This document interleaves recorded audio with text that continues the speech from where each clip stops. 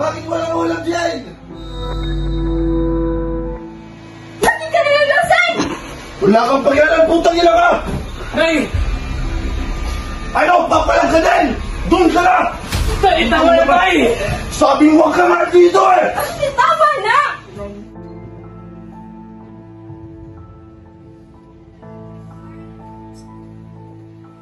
Hoy! Saan ka pupunta?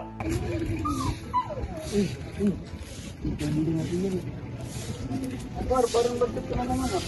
Malamang, dahil trip-tripan ng tatay niya. Malamang, buka na bago, wala na mabago na. Meron akong solusyon dyan, pre. Ano, Jim? Ano? Balak. Ano pa nga ba? Tara. Tara.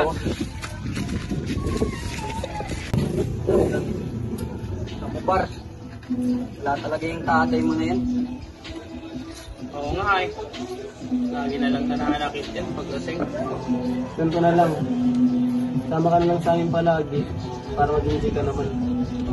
Tulungan tayo, magdaming tayo. Kahit ano, pambabae tayo. Ikaw ang bahala. So, gagawin natin.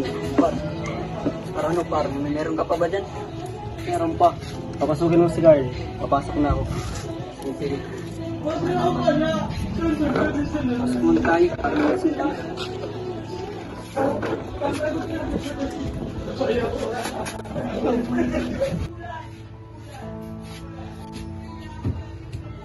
Oh, pre, kala ko ba tinigil nyo na yan? Sus, tingin-tingin lang naman. Ah, wala yan, pre. Hindi ba po?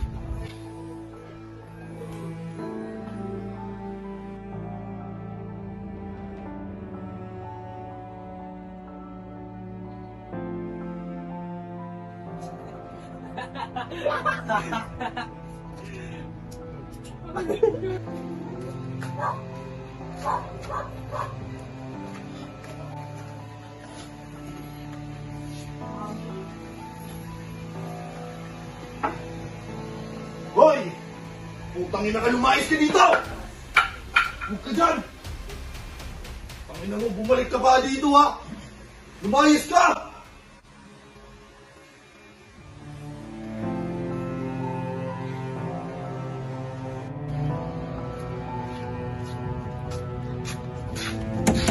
Oh, par. Parang bakit ko na naman ah. Tatay mo naman ba? Oo. Meron ka ba dyan? Ano? Ah, yun. Tara, tara. Parang Jomar.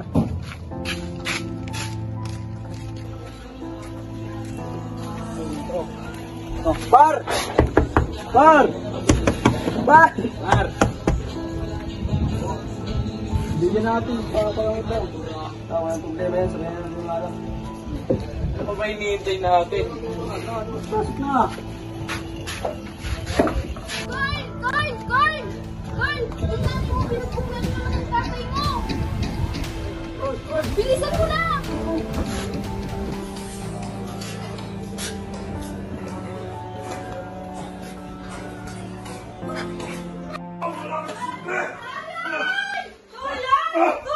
Pangina ka! Wala ka talaga dapat sa bahay mo! Kaya ka pumapalag ka ba? Nay!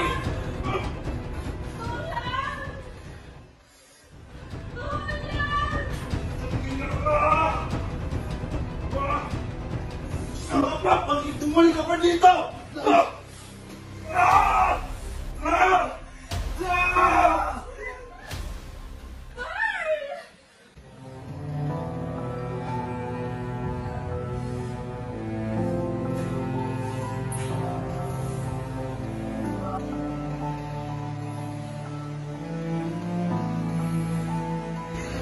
Carl!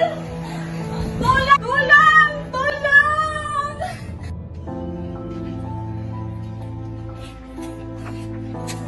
Tulong! Tulong yung asawa ko! Hello po sir, hingi po sana kami ng tulong. Nandito po kami sa Barangay 106. Meron po kasi kaguluhan na nangyayari. Yung anak niya po ng kapitbahay namin, sinaksak niya po yung tatay niya.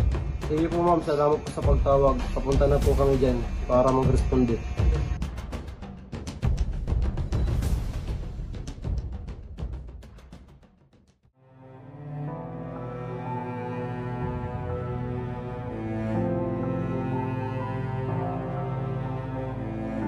lang. Magpadala kayo ng suko. Ngayon dito sa Barangay 106. Ngayon na.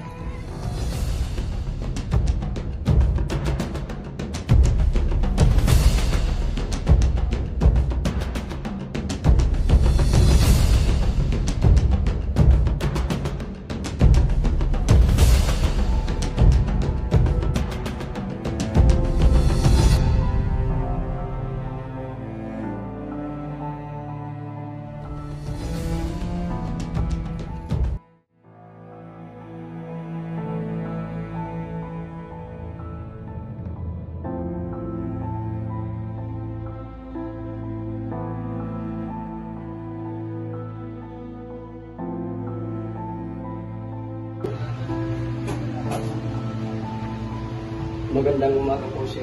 Magandang umaga din mo po. Ano bang sadya natin? Ako po si Jonas, ng taga Barangay 106. Ako po mayroong nalalaman tungkol sa suspect na si Carl Pumeres. Siya po ay nagtatago sa kanyang kaibigan doon sa Barangay 106. Sa kaibigan niya na si Jules.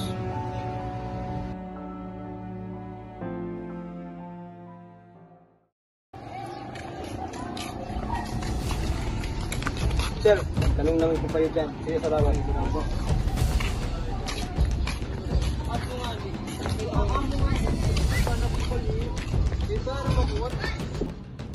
Sir, alam mo ba kung saan nakatira si Jules Pakuan? Ayun no? Hoy! Uy! Paano may tarang? Yan mo na, pre. Tuko na ako. Ikaw ba si Carl? Meron kami warrant na maris sa'yo.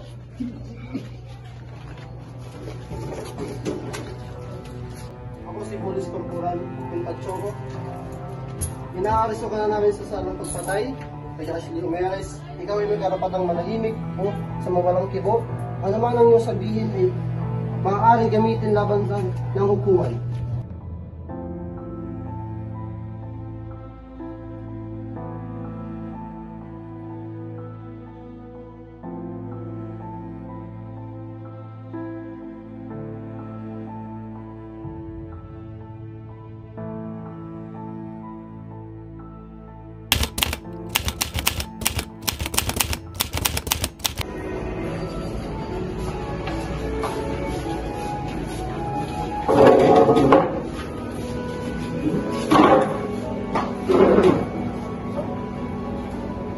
Miss, ano po ang iyong pangalan?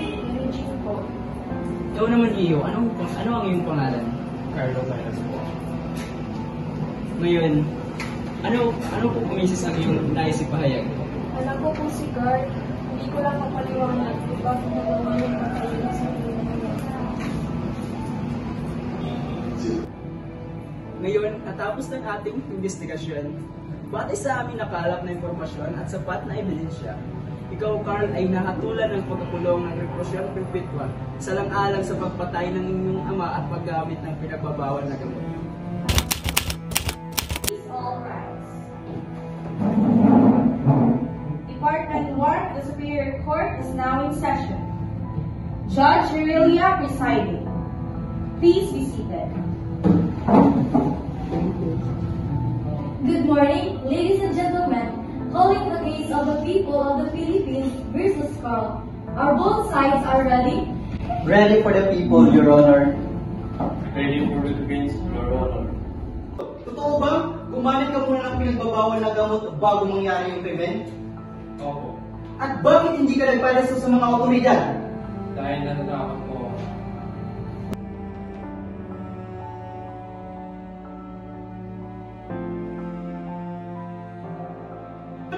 Inamin ng akusado na siya ay gumagamit ng pinagbabawal na gamot at may lihim na galit sa kanyang ama. Ito ay patunay lamang na siya ay minado sa kanyang nagawang kasalanan. Yun lamang po, Your Honor.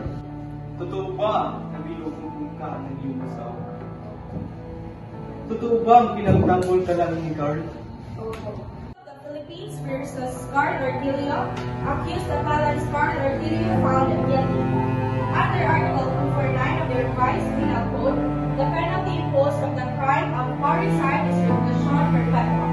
Considering that no aggravating circumstances attended the commission of the crime, The penalty shall be imposed in its medium period.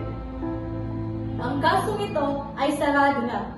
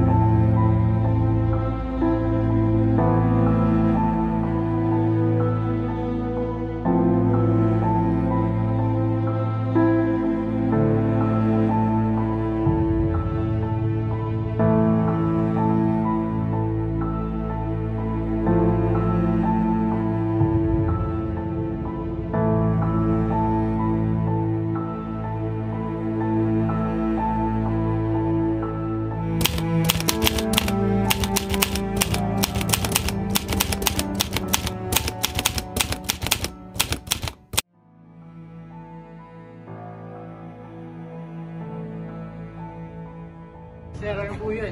Carlo Meres, laya ka na.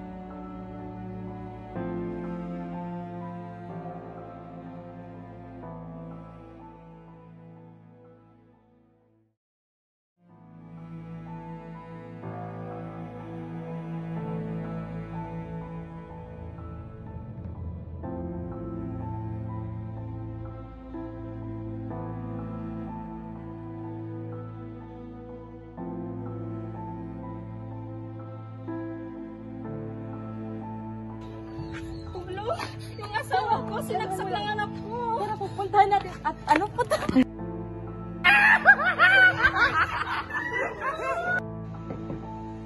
Lagi ka na ng lasing!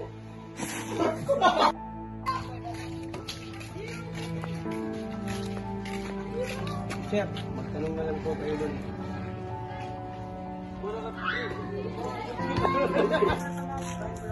Uy, Jill, pang pinag-video ka naman ko nire. Yo. Jill, ano ba?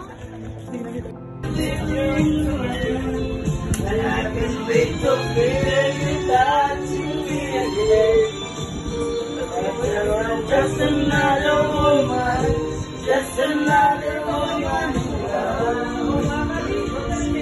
and just another woman in love. A fire up control. Just another and feel it in the rain. And when you feel you touching me again, and just another woman, another woman. Naman ito pare, huli na kita, di masawa ko, tangisin na.